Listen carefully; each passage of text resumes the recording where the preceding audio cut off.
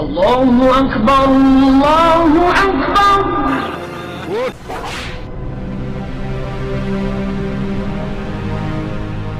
حضرت بلال حبشی رضی اللہ تعالیٰ عنہ مشہور صحابی ہیں جو مسجد نبوی کے ہمیشہ موذن رہے۔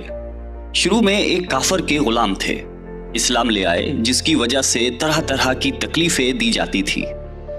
امیہ بن خلف جو مسلمانوں کا سخت دشمن تھا، ان کو سخت گرمی میں دوپہر کے وقت تپتی ہوئی ریت پر سیدھا لٹا کر ان کے سینے پر پتھر کی بڑی چٹان رکھ دیتا تھا۔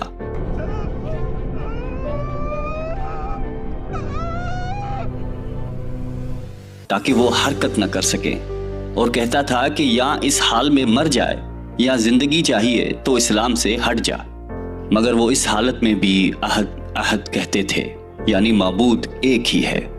رات کو زنجیروں میں باندھ کر کوڑے لگائے جاتے اور اگلے دن ان زخموں کو گرم زمین پر ڈال کر اور زیادہ زخمی کیا جاتا تاکہ بے قرار ہو کر اسلام سے پھر جائے یا تڑپ تڑپ کر مر جائے۔ عذاب دینے والے اکتا جاتے، کبھی ابو جہل کا نمبر آتا، کبھی امیہ بن خلف کا۔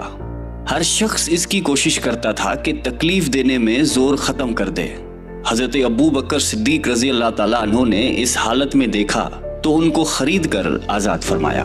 چونکہ عرب کے بت پرست اپنے بتوں کو بھی معبود کہتے تھے، اس لیے ان کے مقابلے میں اسلام کی تعلیم توحید کی تھی، جس کی وجہ سے حضرت بلال رضی اللہ تعالیٰ عنہ کی زبان پر ایک ہی کا ورد تھا۔ یہ تعلق اور عشق کی بات ہے۔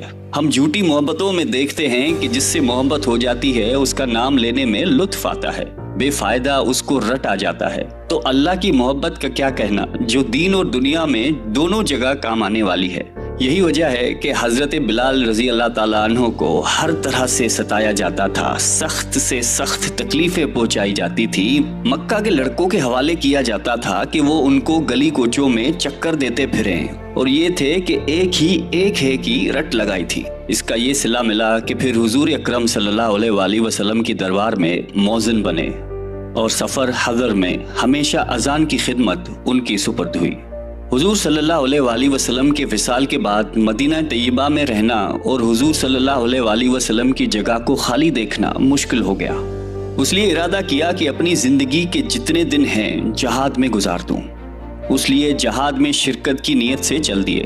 ایک عرصے تک مدینہ منورہ لوٹ کر نہیں آئے۔ ایک مرتبہ حضور صلی اللہ علیہ وآلہ وسلم کی خواب میں زیارت کی۔ آپ صلی اللہ علیہ وآلہ وسلم نے فرمایا کہ بلال، یہ کیا ظلم ہے، ہمارے پاس کبھی نہیں آتے؟ تو آنکھ کھلنے پر مدینہ طیبہ حاضر ہو گئے۔ حضرت حسن رضی اللہ تعالیٰ عنہ اور حسین رضی اللہ تعالیٰ عنہ نے اذان کی فرمائش کی۔ لاڈلوں کی فرمائش ایسی نہیں تھی کہ انکار کی گنجائش ہوتی۔ اشہد ان لا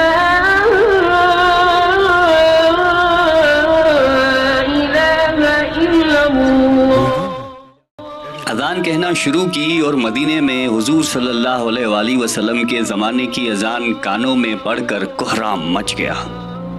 عورتیں تک روتی ہوئی گھر سے نکل پڑیں۔ چند روز قیام کے بعد واپس ہوئی اور 60 ہجری کے قریب دمشق میں آپ کا وصال ہوا۔ اللہ تعالی ہم سب کو قلب سلیم عطا فرمائے اور قرآن اور حدیث پہ چلنے کی توفیق عطا فرمائے، آمین۔